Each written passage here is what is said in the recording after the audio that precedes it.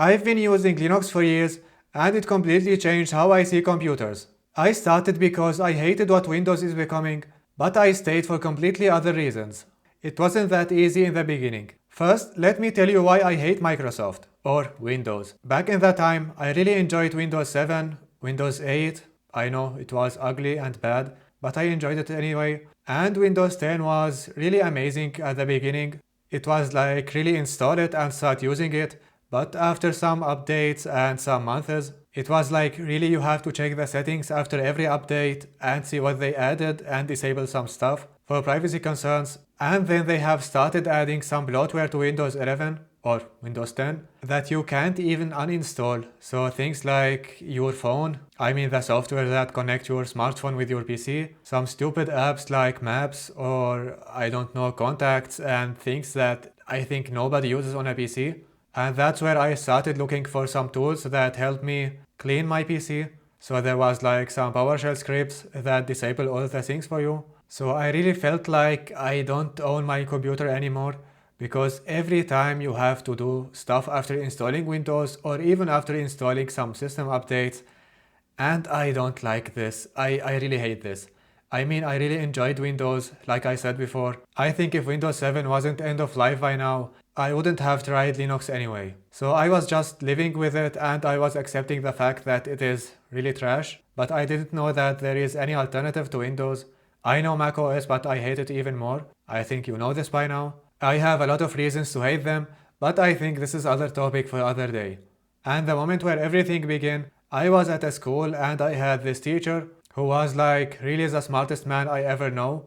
And he had an old laptop, or it wasn't actually that old. He had an X1 Carbon, I think, a ThinkPad, and he was running a Debian on it, Debian with GNOME. And the first time I saw his user interface or his display environment, I thought this is not a MacBook and it's not Windows. And I know that there was some Linux stuff, but I just like heard about it. I think at this time this was the first time where I see a Linux desktop OS, and I really liked it. I liked how it looked like, and I started thinking, okay, the nerd is waking up again, and there is something that you have to try. And that was Debian 8, I think. So GNOME 3. I don't know, but this is how it looks like. So I went home that day and I downloaded Linux. It was Ubuntu 19.10, I think, or 19.4. I booted the ISO and I was really amazed of that thing. So I got excited, I installed it on my laptop, and I had school the next day. So I had to install everything, you know, Office and OneDrive and the whole Microsoft shit. And that was the first milestone.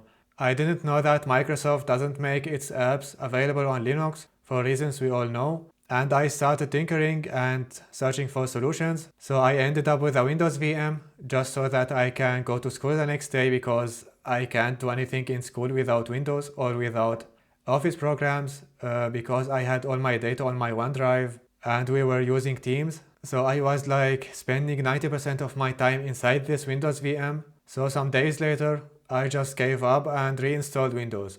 I have started watching some YouTube videos about Linux, about how people use it, how to use Windows programs on it, and I knew that there was alternative to the whole Microsoft shit, and I have asked this teacher what distro is he using and how is he using the whole Microsoft programs on Linux. I mean, we are in a school and all of us are using some Microsoft programs like OneDrive, and we have also used Microsoft Teams. So he told me he is using Debian, but he also told me I have to stick with Ubuntu now because it's easier for beginners. The next day was a Friday.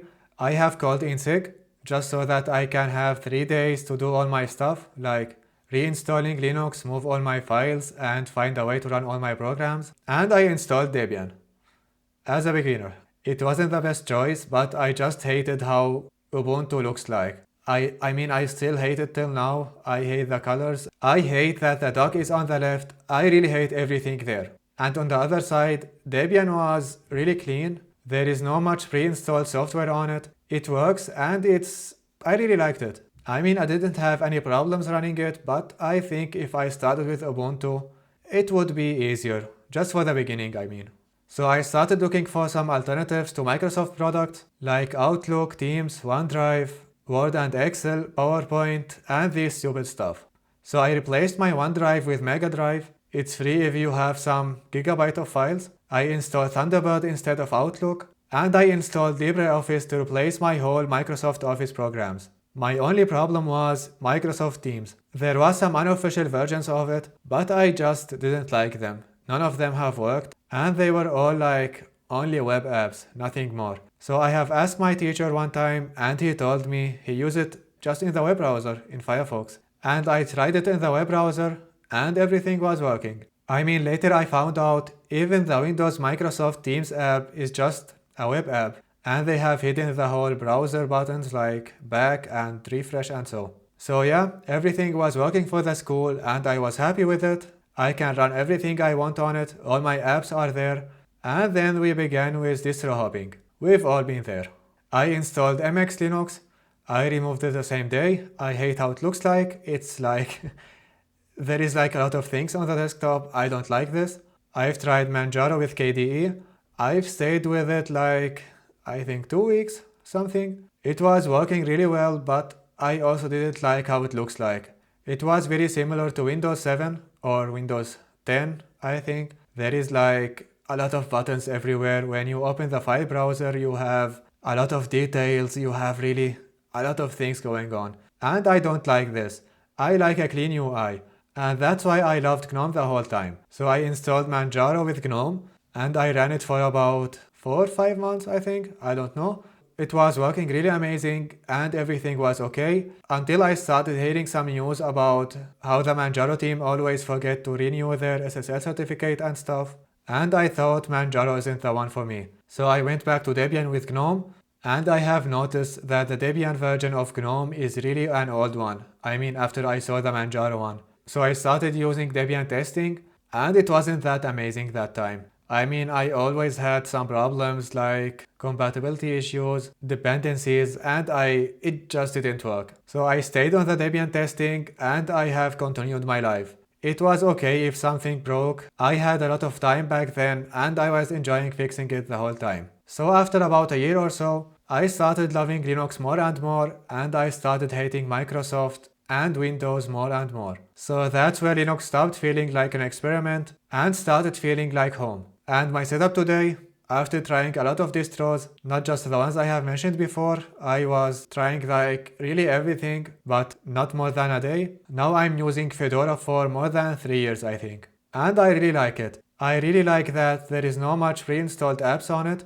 It looks very similar to vanilla GNOME, and it's based on Red Hat, so you can run every RPM package on it. So now the important question, is Linux for everyone? I don't think so. If you are in gaming, so if you play like AAA games, new games or so, Linux won't run that well.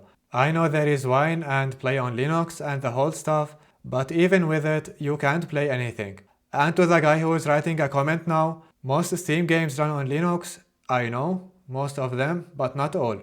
So if you want to play things like GTA Online, it won't work. They are using an anti-cheat program, a very stupid one, and since like 2022 I think, it's not working anymore on Linux. But for my use case, even my games run on Linux. Because I don't play that much, I play GTA San Andreas sometimes, Need for Speed Most Wanted, GTA Vice City, and really like old stupid games. And all of them are on this bad boy, ROG Ally. And here I have installed the Bazet OS, Bazet I think it's called. So it has a Steam user interface and I really love it here. So this bad boy had Windows 11 pre-installed and using this OS I could play GTA Online and also Red Dead Redemption 2. I wasn't getting more than 30 FPS there, but it was playable.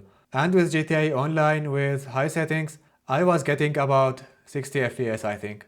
If you want a video on Bazet OS on this bad boy, just let me know in the comments. 95% of you aren't subscribed. I won't say anything.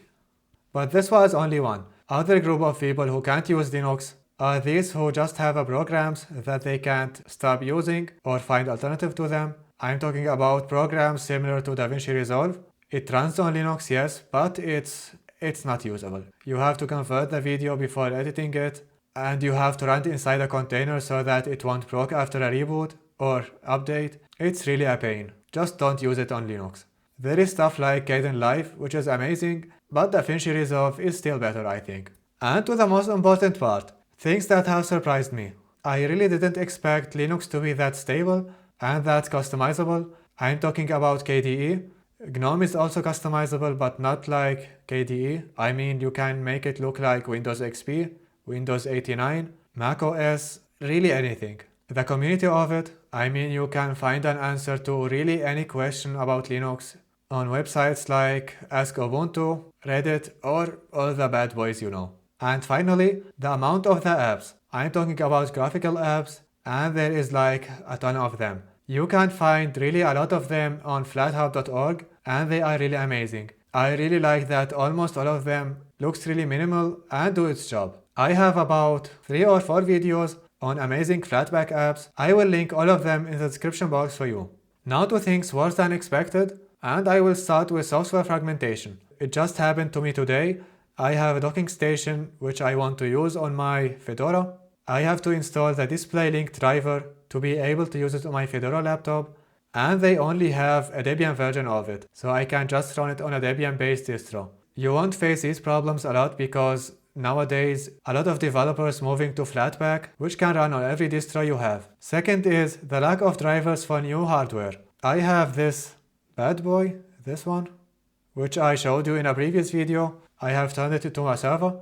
It is an HP X360 I think or so. I have bought it about 5 years ago and it still lacks some drivers. I mean, it still doesn't detect the orientation of the display.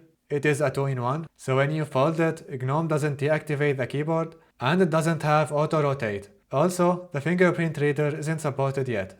On the other side, bad boys like this one, exactly. I know you can't see it, it's hidden. It is an old Lenovo notebook and everything is working there. It's also 2-in-1, so it has a touch screen and everything is working there, even the fingerprint reader. So it's just like HP doesn't support Linux that well. Or I'm talking about only this specific device. But if you have Lenovo, they are really amazing. And that was my journey with Linux. Before saying goodbye, I have some advices for you. Before wiping your Windows PC, make a list with your apps and see if they can run on Linux. If no, just search for alternatives to them and try to install this alternative on your Windows PC. So I'm talking about software like Thunderbird, OpenOffice or things like this, just so that you get familiar with them. And just don't force yourself to Linux. I mean, in the beginning you can just install it and install a small Windows VM on it. So if you have to do like something really important and you don't have much time, you can just do it in Windows the way you know and try to install the specific program or find alternative to it on Linux. And you can also use a program like Quimboot, which creates a small Windows VM inside your Linux, and it lets you open your Windows apps inside Linux, and they act just like if they were installed on Linux. I have a full video on it, make sure to give it a shot. So I think Linux didn't just change my OS, it changed how I think about technology. So Linux isn't for everyone, but if you care about privacy, control, and learning, there is nothing better.